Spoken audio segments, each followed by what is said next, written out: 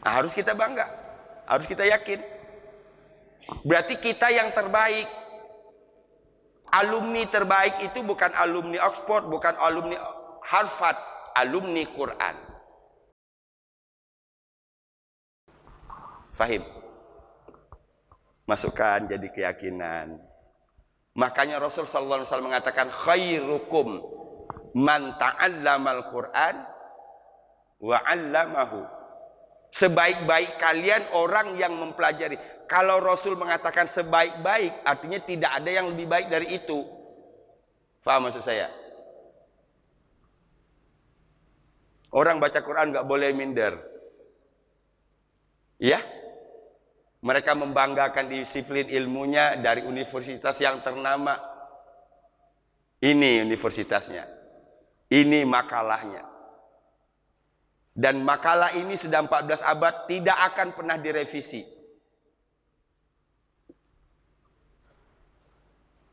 Coba doktor kalau bikin makalah semester ini, semester besok ternyata dapat gagasan baru, tambahin lagi. Semester besok ada perubahan dalam disiplin ilmunya, masukin lagi. Ini tidak ada perubahan.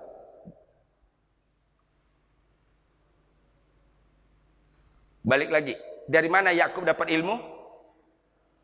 Dari Allah. Itu dia. Nah sekarang kita, bagaimana caranya supaya kita dapat ilmu? Belajarlah kepada Allah.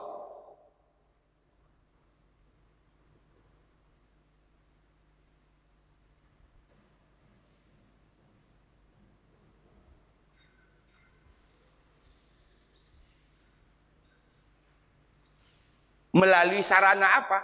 Ini Al-Quran. Sampai situ bisa dipahami. Yuk, ini poin-poin penting ya yang saya maksud tadi. Poin-poin penting dari cerita Nabi Yusuf. Orang kalau cuma tahu Nabi Yusuf dibuang ke sumur, kemudian diselamatkan oleh para kafilah, dijual lagi di Mesir, diurus oleh raja sampai besar, kemudian dapat fitnah, kan gitu, digoda oleh Zulaikha, masuk penjara, kemudian mentakwilkan mimpi, betul? Gitu. Kemudian keluar penjara jadi ke Mesir jadi penguasa. Itu mah biasa, itu gampang untuk dihafal. Yang penting mengapa Allah menitipkan sejarah ini kepada kita semua, ada poin akidah. Itu yang saya maksud. Quran itu kan isinya cuma 3.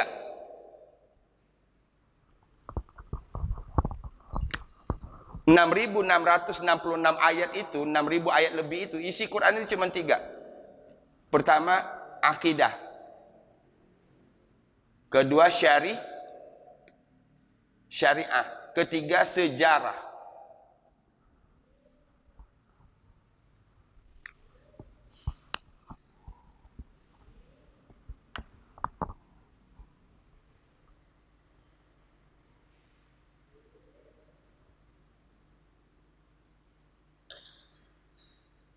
Yuk, kita ambil yang pertama dulu. Logikanya orang yang banyak baca Quran, akidahnya semakin kuat. Orang yang banyak baca Al-Quran, tauhidnya semakin murni, terhindar dari musyrik. Itu dia. Nah, dari mana kita belajar akidah? Ini yang diperlihatkan barusan. Yakub mengakui sendiri, saya dapat ilmu dari Allah. Ini yang kedua. Yang pertama tadi adalah dari baju, kalau Allah berkehendak bisa menyembuhkan mata, bisa membuat mata kembali melihat.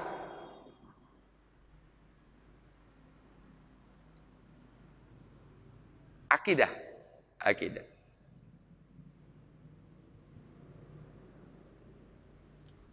Ini sesungguhnya aku mengetahui, aku dapat ilmu minallah, dari, berarti Allah adalah sumber ilmu. Kenapa? Al-alim.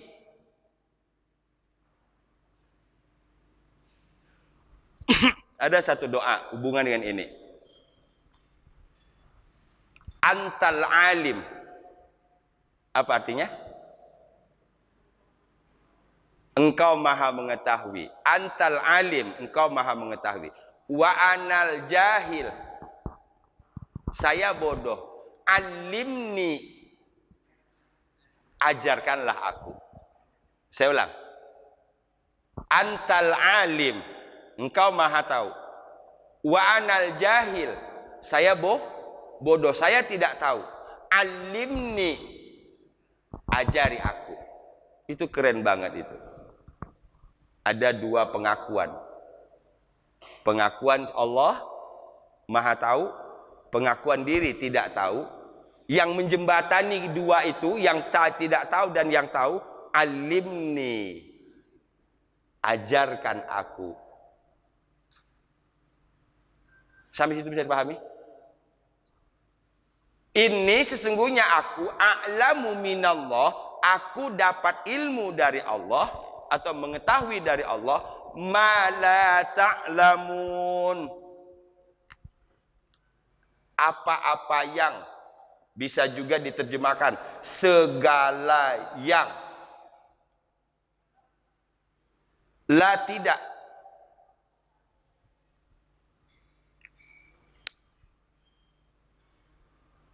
Apa-apa yang tidak atau segala yang tidak. Ta'lamun. Kena. Iya. Iya, ya Allah. Bu, jangan buru-buru.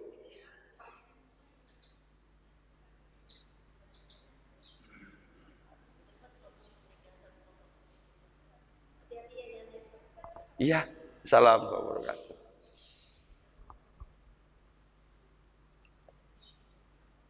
Mudah-mudahan Allah angkat penyakitnya. Ya, dan keluarga jangan panik. Kuncinya di situ ya. Keluarga jangan panik. Gitu. Di komplek kan? Gitu. Oh. Ya. Oke. Ma la ta'lamun, segala yang tidak kalian ketahui. Segala yang tidak kalian ketahui. Ini ma bisa diartikan dengan segala atau diterjemahkan apa-apa yang tidak kalian ketahui. Saya ulang. Ini sesungguhnya aku a'lamu, aku mengetahui, atau tadi aku mendapat ilmu. Aku mendapat ilmu, bahasa Arabnya apa?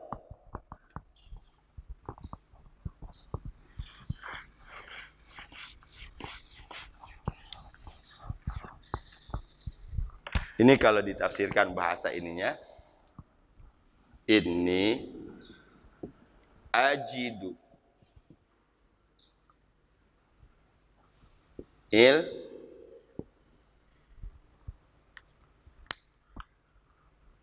itu bahasa tafsirnya. Ini a'lamu, aku mengetahui. Ini kalau kita buat bahasa kitanya, ini ajidu ilman, sesungguhnya aku mendapati ilmu minallah, dari Allah Subhanahu wa taala.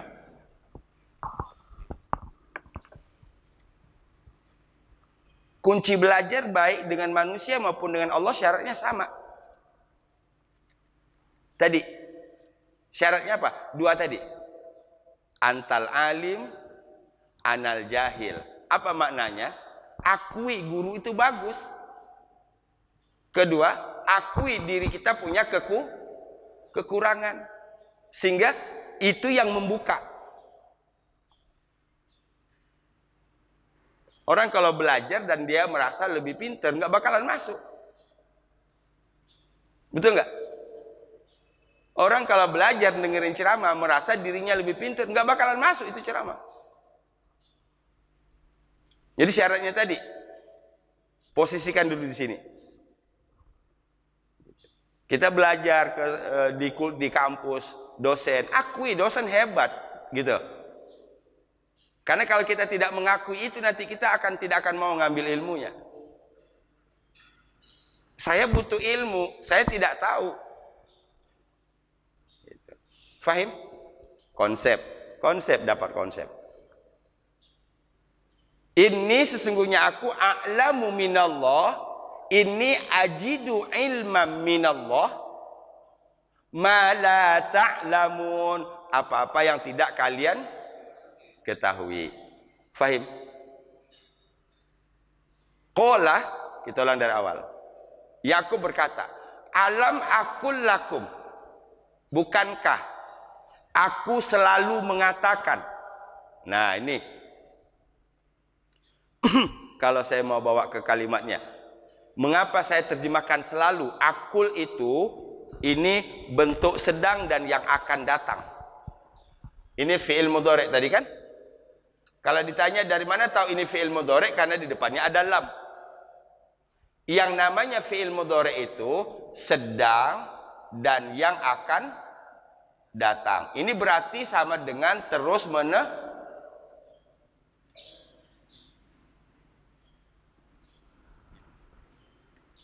Itu berarti aku selalu mengatakan, aku terus mengatakan, boleh? Karena ini berarti sampai ke yang akan datang dan akan terus mengatakan.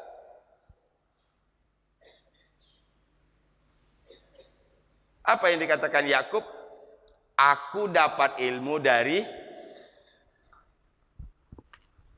Sebenarnya dalam kalimat ini bukan hanya sekedar informasi Yakub dari Yakub kepada putranya, bukan.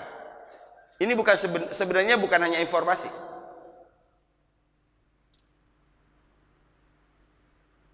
Ini adalah bentuk pengajaran Yakub kepada putranya supaya masuk. Saya dapat ilmu dari Allah. Gitu. Jadi kalau anak-anaknya ini tadi, putra-putranya tadi pengen dapat ilmu, maka carilah ilmunya ke Allah. Faham? Tadi sebelum berangkat saya dikirimi satu video keren.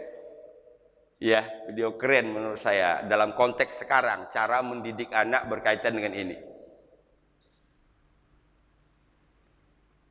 Ya. Di sebuah kelas, ketika dia melihat seorang siswanya tidak fokus belajar, karena dia tahu siswa ini sudah berkali-kali dilaporkan oleh orang tuanya, susah dikasih tahu, dia nggak bisa berhenti dari sini. Artinya orang tua sudah angkat tangan sampai orang tua lapor ke guru, dan guru tahu itu. Kayaknya dari cerita itu, setiap siswa yang masuk kelas itu handphonenya disimpan ke guru.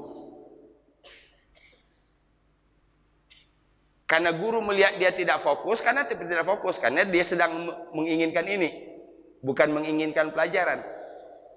Dipanggil oleh sang guru. Ini handphone kamu bebas main handphone sekarang.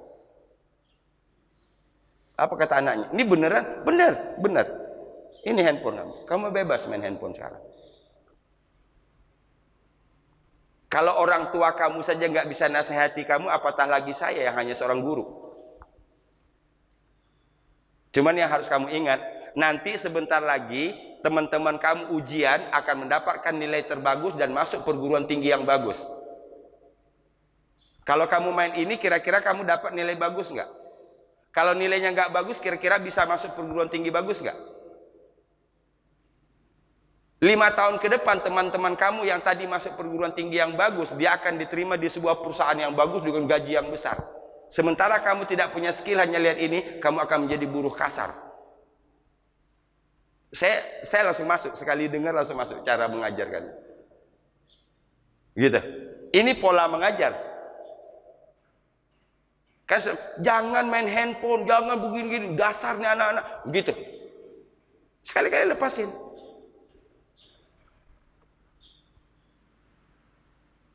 Kamu bayangkin nanti orang pada lulus dari perguruan tinggi yang bagus dengan gaji yang mahal, dengan gaji yang tinggi, sementara kamu hanya buruh kasar.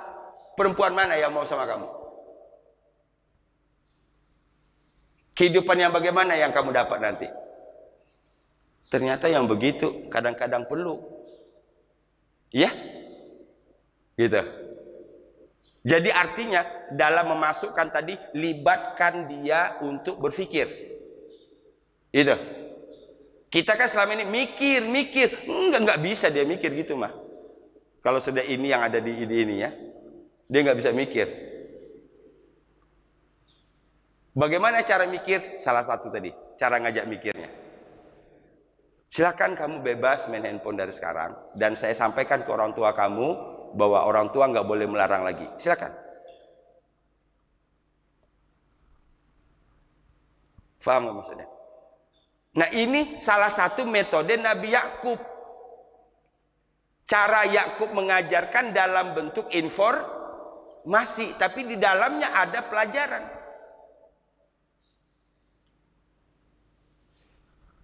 Sahabat Quran yang dirahmati Allah, sebenarnya begini dalam hidup ini, yang tidak mudah itu kita mencari how to. Yang tidak mudah itu mencari bagaimana. Ini saya mau ngasih tahu nih orang nih, gimana ngasih tahu orang ini? Kadang-kadang kita langsung to the point. Akibatnya orang yang dikasih tahu tersinggung. Kira-kira yang ingin kita sampaikan masuk nggak? Kalau dia udah tersinggung duluan, nggak masuk. Kira-kira bisa mengubah nggak? Nggak bisa. Selama ini baik guru maupun orang tua selalu polanya sama. Gitu. Iya? Kita mohon kepada Allah semoga kita diberitahu caranya. Jadi yang kita lakukan adalah bukan apa yang mau disampaikan. Bukan ini yang menjadi penting, bagaimana cara menyampaikan, maka disebut dengan mubaligh.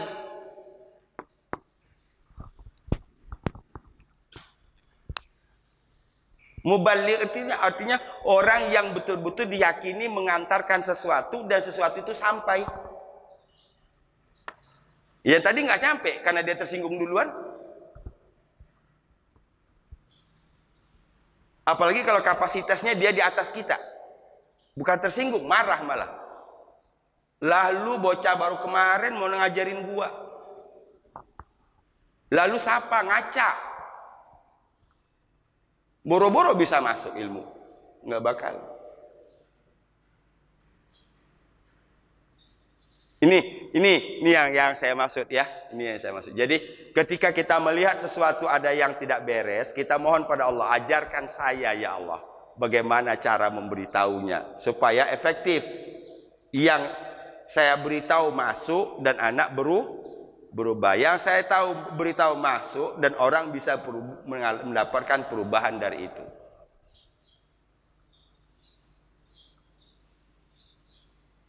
Ini bukan contohnya. Karena Yakub tahu karakter anaknya. Kan dianggap selama ini Yakub sesat.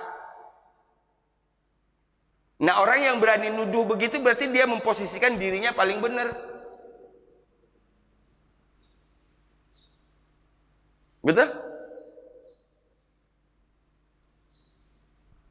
Kita lihat ayat 95 akhir. Innaka lafi dhalalikal qadim. Betul? Innaka lafi dhalalikal qadim. Engkau dalam kesesatan yang dulu juga.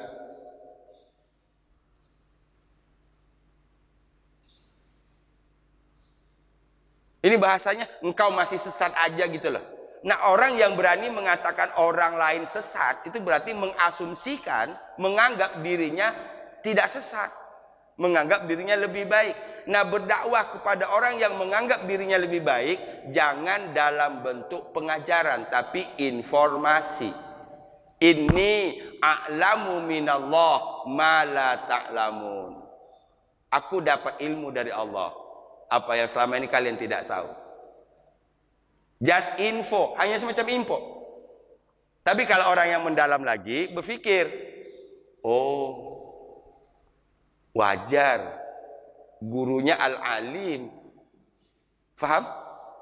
Wajar karena gurunya al-alim yang maha mengetahui. Jadi dakwah itu terbenturnya di soal ini. Tersendatnya di soal ini.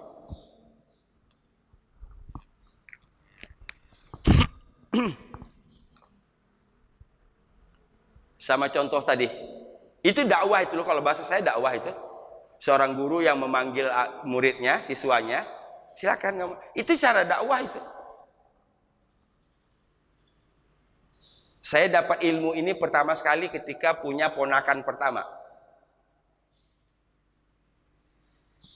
Abang saya punya anak pertama. Itu ketika masa merangkak. Kan anak di masa itu kan lasak. Tahu lasak nggak?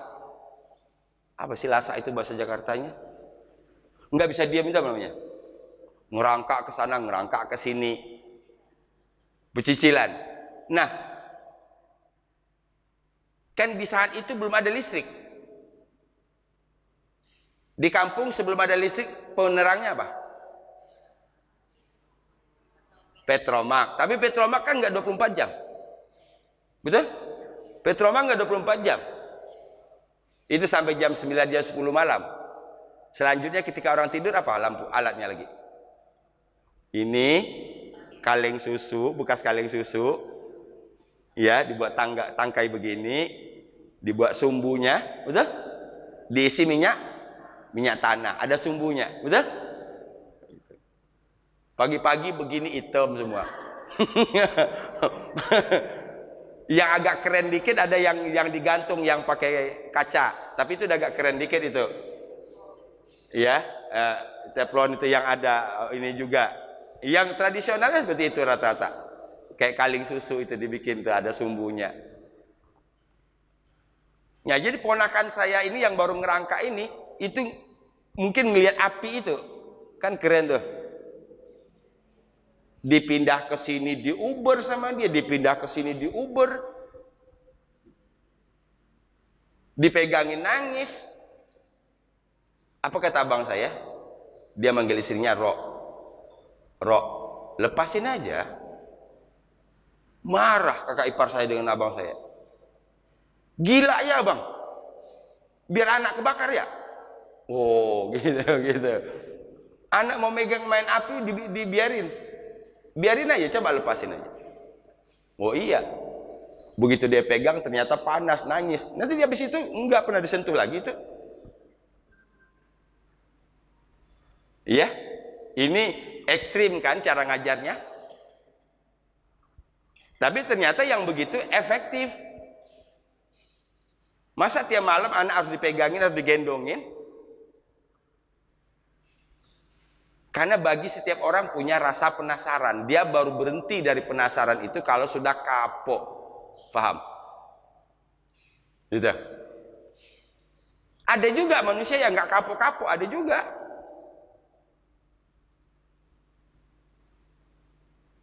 Ini belajar dari surat Yusuf.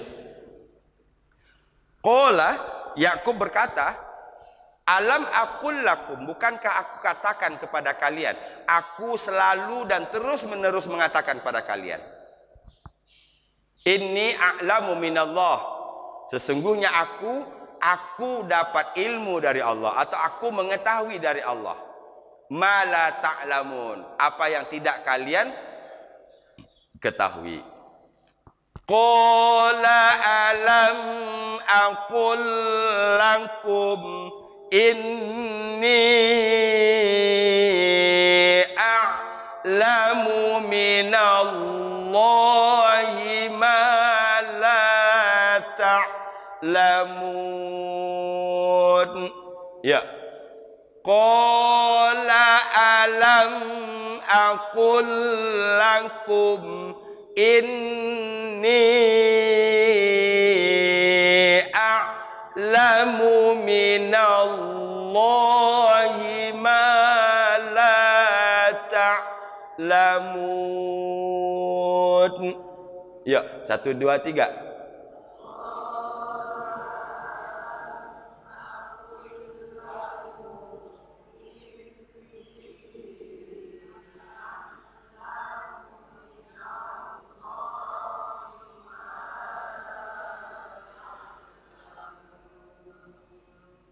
Keren. Ini 5 harokat karena ada alif. Ya. Ini 2 bertemu dengan alif, jadinya 5. Qala alam aqul lakum inni a'lamu minallahi ma la ta'lamun. Yuk, 1, 2, 3.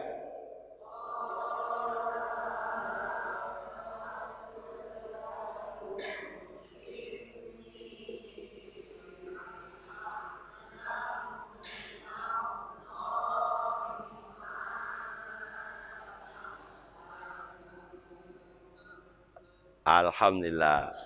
Lanjut. Itu baru setengah ayat kan?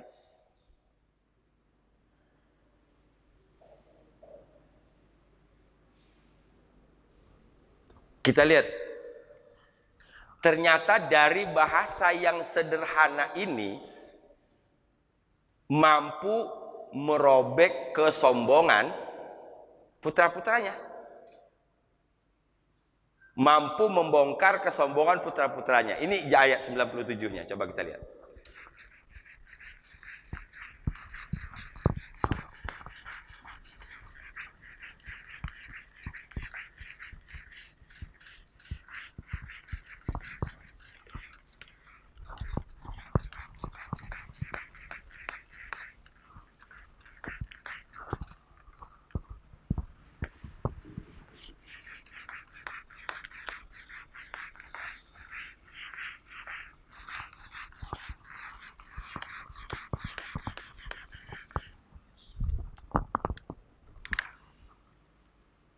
Qalu ya abana. Tadi saya sudah jelaskan awal, karena ini berkaitan dengan cerita 2 orang. Yang pertama Yakub, yang kedua putra-putranya. Maka kalau berkaitan dengan kata-kata berkata, pasti akan kita dapat 2 kemungkinan. Qala, qalu. Qala dia berkata, kalau mereka berkata qalu.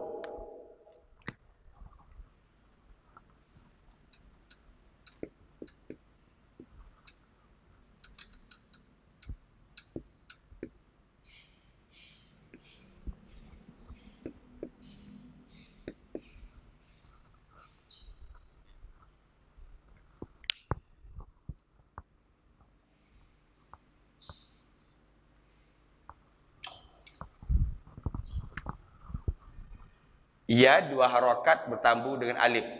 Ya abana istag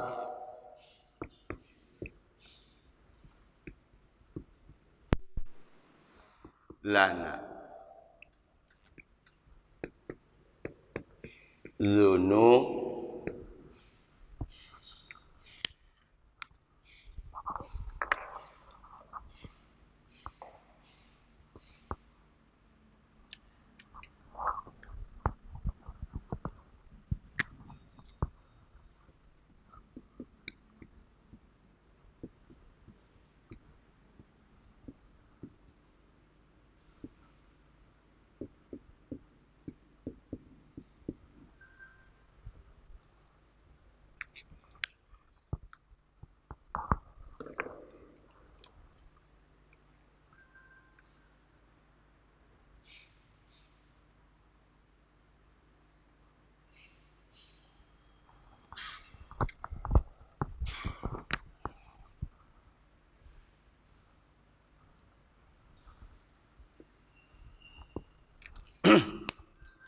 Istaghfir.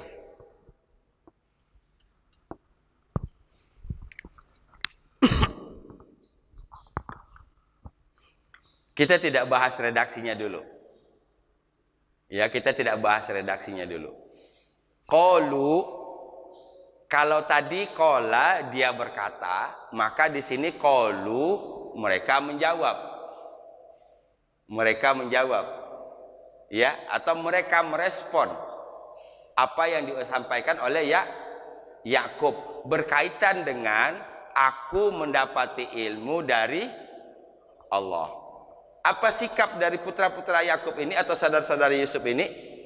Qalu, mereka mengatakan, mereka menjawab, mereka merespon, ya abana, wahai ayah kami, wahai bapak kami, istaghfir. Nah, ini kata kuncinya.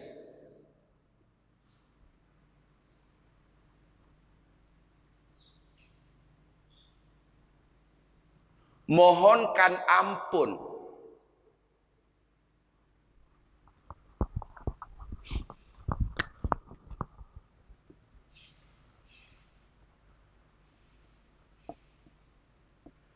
Ini berapa puluh tahun ini.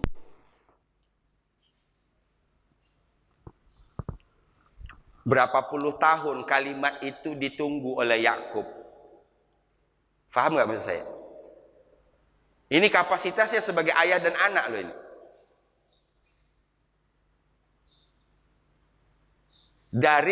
Dari Yusuf kecil sampai sekarang Yusuf menjadi raja. Ini nih kalimat yang paling dirindukan oleh seorang ayah. Ini kalimat yang paling dirindukan oleh Yakub.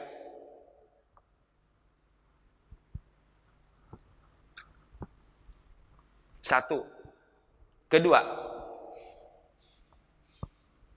pada dasarnya sebandel-bandelnya seseorang, tapi kalau ada terus orang yang menasehati, insya Allah pada akhirnya akan balik kok. Ini kalau kita udah baca sejarahnya dari awal surat Yusuf ini, bagaimana jahatnya saudara-saudara Yakub ini, coba. Kan kalau dalam bahasa sekarang ini sudah sampai tingkat pembunuhan itu. Dan itu sudah luar biasa. Berencana bersama-sama lagi, coba. Dan itu agak beda. Pada dasarnya dalam hukum kriminal, orang gampang buat kriminal kalau satu orang. Beda dengan yang beramai-ramai. Kenapa? Karena di antara kumpulan orang itu banyak ini. Banyak pikiran. Artinya tidak mudah untuk menyatukan orang berpikir sama dalam hal kejahatan. Tapi ternyata sekarang beda loh. Ada suami istri jadi bandar. Anak jadi bandar. Kok bisa? Sama aja ininya. Kan hidup ini jadi indah kalau ada suami yang mau berbuat salah, ada istri yang negor. Indah kan? Kalau istri mau berbuat salah, ada suami yang mengingatkan. Sehingga nggak jadi. Nah, ini disupport.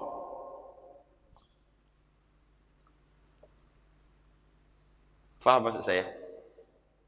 Nah, kita coba bayangin kita sebagai seorang ayah. Menginginkan semua anak-anak kita menjadi anak-anak yang soleha, menjadi anak yang soleh, betul? Seperti Yakub tahu persis karakter anaknya. Kalau soal mendoakan, barangkali saya yakin Yakub nggak bakalan kurang itu doain anaknya.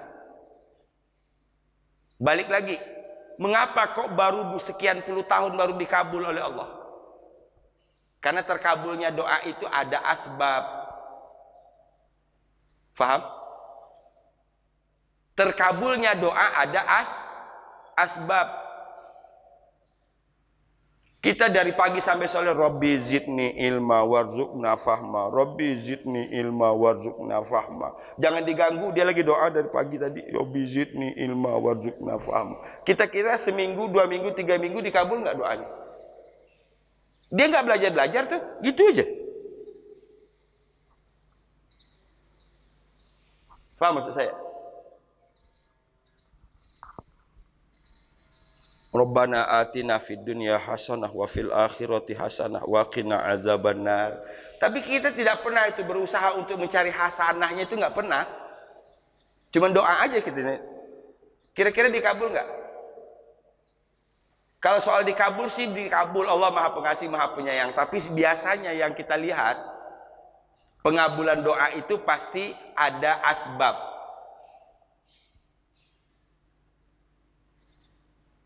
Saya lagi sakit misalnya, ya Allah berilah hamba kesembuhan, ya Allah sembuhkanlah hamba, tanpa usaha apa-apa. Sekarang salah satu usaha saya ini, saya ambil air putih, saya nggak bisa baca apa-apa, Bismillahirrahmanirrahim, Bismillahirrahmanirrahim, Bismillahirrahmanirrahim. Ya Allah, melalui air ini berilah hamba kesembuhan. Kira-kira memungkinkan nggak? Tadi Yakub bisa melihat karena baju, paham? Tetap ada hubungannya.